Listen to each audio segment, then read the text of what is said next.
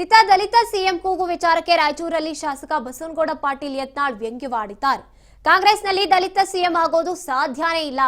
ಮಾಡೋದಿದ್ರೆ ಮಲ್ಲಿಕಾರ್ಜುನ್ ಖರ್ಗೆ ಅವ್ರನ್ನ ಮೊದಲೇ ಮಾಡ್ತಾ ಇದ್ರು. ಕೆಪಿಸಿಸಿ ಅಧ್ಯಕ್ಷ ಮಾಡಿದಾಗ್ಲೇ ಎಸ್.ಎಂ. ಕೃಷ್ಣ ಅವರನ್ನ ಸಿಎಂ ಮಾಡಿದ್ರು. ಅಂದ್ರೆ ಖರ್ಗೆ ಅವರಿಗೆ ಮೋಸ ಮಾಡಿದ ಪಾಟೀಲ್ ದಲಿತರು ಎಲ್ಲಾಗ್ತಾರೆ ಸಿಎಂ ಅಂತ ಲೇವಡಿ ಮಾಡಿದ್ದಾರೆ.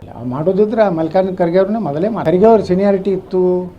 ಅವರು ಸಾಕಷ್ಟು ಸಲ 10-11 ಸಲ ವಿಧಾನಸಭಾ ಸದಸ್ಯರಾಗಿದ್ದರು. ಅವ್ರನ್ನ KPCC ಅಧ್ಯಕ್ಷ ಮಾಡಿದ್ರು. KPCC ಅಧ್ಯಕ್ಷರು ಮಾಡಿದಾಗನೇ ಮುಖ್ಯಮಂತ್ರಿ ಮಾಡಿದ್ರೆ ಆಗ ಎಸ್.ಎಂ. ಕೃಷ್ಣ ಅವ್ರು ಮಾಡಿದರು.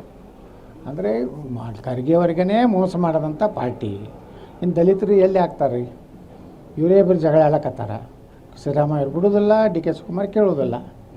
ಅಲ್ಟಿಮೇಟ್ ಏನು ರಿಸಲ್ಟು? ಇವರಿಬ್ಬರದೇ ನ್ಯಾಯ ಮುಗಿಯಾಲಾಗೈತೆ. ಮೂರನೇ ನ್ಯಾಯ ಎಲ್ಲಿ ಬರ್ತದೆ? ಎಲ್ಲಿ ಬರ್ತದೆ? ಅದು ಬರೋದೇ ಇಲ್ಲ, ಪ್ರಶ್ನೆನೇ ಬರೋದಿಲ್ಲ. ಪಾಪ ನಮ್ಮ ಪರಮೇಶ್ವರ್ ಅವ್ರು ಕೂತಾರ, ಇವರಿಬ್ಬರು ಜಗಳದಾಗ ಏನಾರು ಆಗ್ತಾ ಇರ್ತಾಳೆ. ಇವರಿಬ್ಬರು ಆಗೋದಿಲ್ಲ. ಸರ್ಕಾರದ ಪತನ ಆಗುವಂಥ ಚಾನ್ಸಸ್ ಭಾಳ ಅದ. ಕಾಂಗ್ರೆಸ್ನಾಗಂತೂ ದಲಿತ ಸಿಎಂ ಆಗೋದು ಸಾಧ್ಯನೇ ಇಲ್ಲ. ಅವ್ರು ಮಾಡೋದಿದ್ರೆ ಮಲ್ಲಿಕಾರ್ಜುನ್ ಖರ್ಗೆ ಅವ್ರನ್ನ ಮೊದಲೇ ಮಾಡ್ತಿದ್ರು.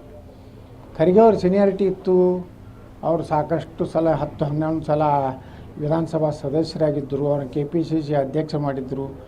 KPCC ಅಧ್ಯಕ್ಷರು ಮಾಡಿದಾಗನೇ ಮುಖ್ಯಮಂತ್ರಿ ಮಾಡಿದರೆ ಆಗ ಎಸ್.ಎಂ. ಕೃಷ್ಣ ಅವ್ರು ಮಾಡಿದರು.